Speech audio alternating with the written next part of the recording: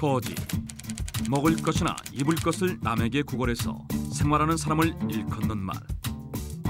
그런데 간혹 그들 가운데 화제가 되는 사람들도 있다. 특출한 외모를 가진 얼짱거지, 출중한 영어 실력을 소유한 천재거지, 뛰어난 패션 감각을 지닌 패셔니 거지 등 다양한 매력을 지닌 거지들이 등장해 전 세계 네티즌들의 관심을 끌었다. 그럼에도 변하지 않는 사실은 그들은 가난 때문에 결국 거리로 나선 불쌍한 사람들이라는 것이다.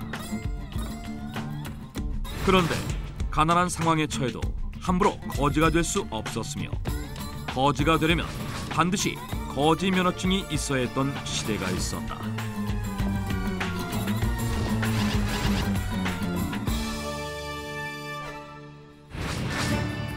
거지 면허증이 존재했던 시대, 바로 중세 유럽 시대였다. 거지 면허증이란 거지가 될 수 있는 자격증이다. 그런데 왜 거지 자격증이 생겨나게 된 것일까? 중세 유럽 사람들이 생각하는 거지의 이미지는 요즘 시대와 많이 달랐다. 부정적인 신분이 아닌 긍정적인 신분이었다. 십자군 전쟁 이후인 12세기경, 유럽이 비단길을 통해 아시아와 무역을 활발히 하게 되면서 상업이 급속도로 발달해 경제가 팽창하게 됐고, 그로 인해 돈이 무엇보다 중요한 요소가 된다. 그런데 당시 유럽은 기독교 세계관이 팽배했던 때였는데, 신을 쫓지 않고 돈을 쫓는 사람들이 늘어나자 이런 세태를 죄악시 여기게 된다. 그 결과 돈을 소유하지 않은 가난한 거지들이 영적인 가치를 가진 사람들로 인식됐다. 사람들은 거지들을 탐욕이 없는 순수한 영혼으로 여겼고, 그 덕분에 거지들은 쉽게 구걸하며 살아갈 수 있었다.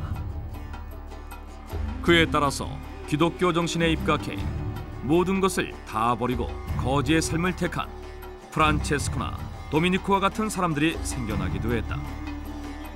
이 때문에 If you really want to be purged of your sins, you must share what you have and give to the poor. Amen. 부자들은 물질을 추구한 죄를 용서받고 천국에 가기 위해서는 자선을 베풀어야 한다고 생각했다. 자선이란 프랑스어로 다시 사다란 뜻이다. 즉 라샤는 다시의 르와 사다의 아샤를 합친 말이다. 이전에 죄를 지어 잃어버린 덕을 돈을 주고 도로 산다는 개념이다.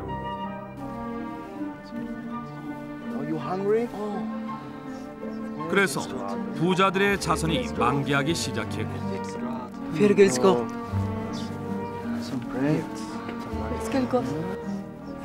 거지들은 자신에게 자선을 베푼 부자들에게 신이 갚아줄 것이다라는 인사로 보답을 했다. 특히 지금도 남부 독일에는 그 당시의 잔재가 남아있어 무언가를 남에게 받았을 때 고맙다는 인사 대신 신이 갚아줄 것이다라는 말을 사용하기도 한다. 이렇듯 중세 유럽 시대의 거지는 신에게 가는 구원의 매개체로 여겨졌다. 그런데 15세기에 들어서면서부터 거지에 대한 인식이 바뀌게 된 계기가 있었다. 그 이유는 거지의 수가 기하학적으로 증가했기 때문이었다. 14세기 중반 유럽 전역에 퍼진 흑사병과 거듭된 기근으로 인해 유럽 경제의 핵심인 장원제가 붕괴되면서 수많은 사람들이 일자리를 잃고 도시의 거리로 내몰려야 했다. 그런데 이 이유가 전부만은 아니었다. How should I make my living from now? I'd rather become a beggar. A beggar? Sounds good to me. If there are no beggars in the world, then the rich cannot go to heaven. And the beggars, they don't have to make money with all the pain and effort. Two birds with one stone. That's one good profession for me. Yeah, right. That's true. 빈민들은 비록 거지지만 그들이 성자의 이미지를 갖고 있을 뿐만 아니라 노동 없이 쉽게 돈을 버는 것을 이점으로 여겨 거지를 직업적으로 선택하기 시작한 것이다. 그런 이유로 당시 유럽 인구 7,500만 명 가운데 약 20%가 거지들이었을 만큼 각 나라의 도시들은 거지들로 넘쳐났고, 이 때문에 각 도시들은 이들을 해결할 방법이 없어 난처한 상황에 직면하게 된다. 신에게 가는 구원의 매개체로 여겨진 거지들이 이 사건을 계기로 심각한 사회적인 문제로 대두된 것이다. 그러자 1478년 독일의 뉘른베르크시 당국은 특단의 조치를 취한다. 거지들에게 거지 면허증을 부여한다는 것이었다.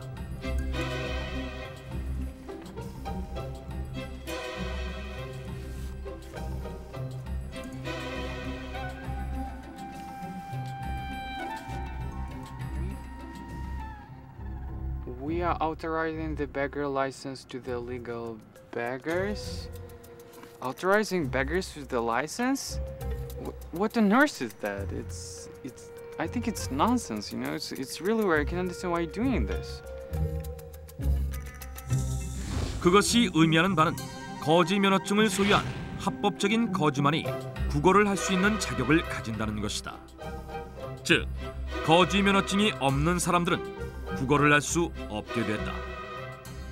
그리고 시 당국이 정한 합법적인 거지란 농촌의 빈민 노동자, 과부, 고아, 화재로 재산을 잃거나 장애를 얻은 사람 등 최하위 계층이었다. You disqualified. Next. Name. I'm Mikhail.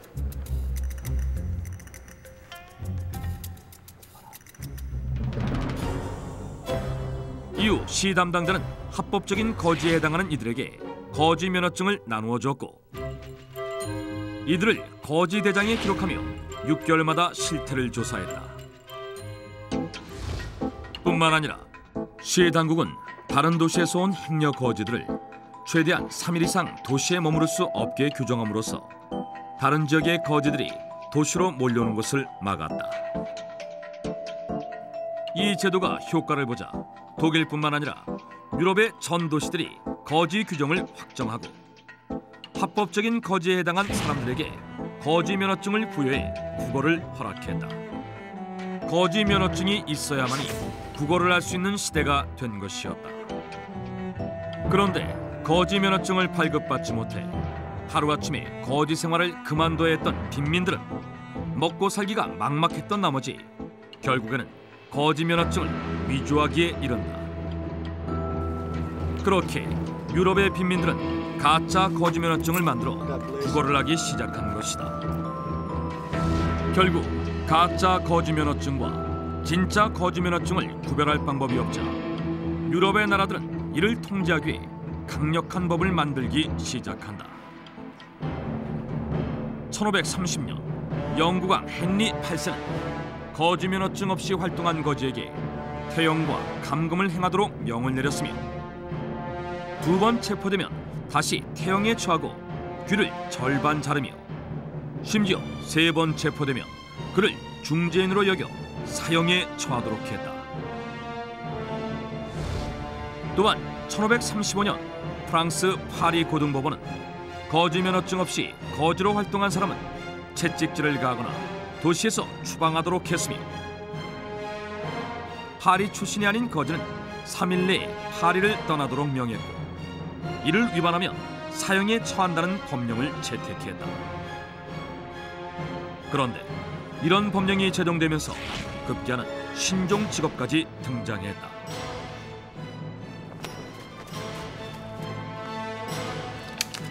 바로 거지 사냥꾼이 생겨난 것이다.